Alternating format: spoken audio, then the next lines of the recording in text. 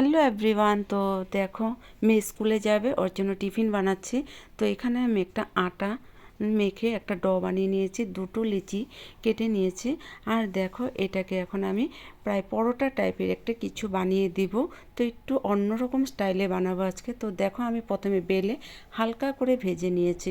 আর এদিকে আমি পেঁয়াজ কোচানো আর লঙ্কা কোচানো দিয়ে দিয়েছি, আর একটা ডিম ফাটিয়ে নিয়েছি, অল্প নুন দিয়ে দিয়েছি।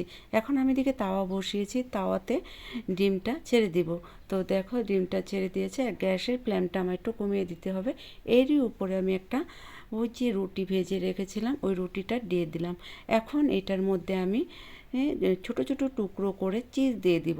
তো এভাবে বাচ্চাদেরকে টিফিন বানিয়ে দিলে বাচ্চারা খেতে ভালো পায়।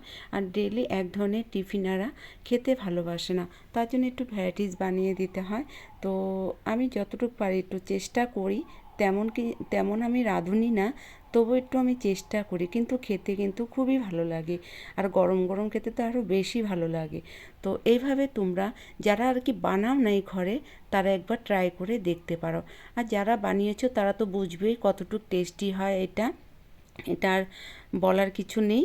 তো আমি তাদেরকে বলছি, যারা এইভাবে খাওনি আর কি, তো এইভাবে বাচ্চাদেরকে টিফিন বানিয়ে দিবে। তো বাচ্চারাও খুশি হবে, খেতে ভালোবাসবে। সবসময় রুটি লুচি খেতে ভালোবাসে না। Thank you.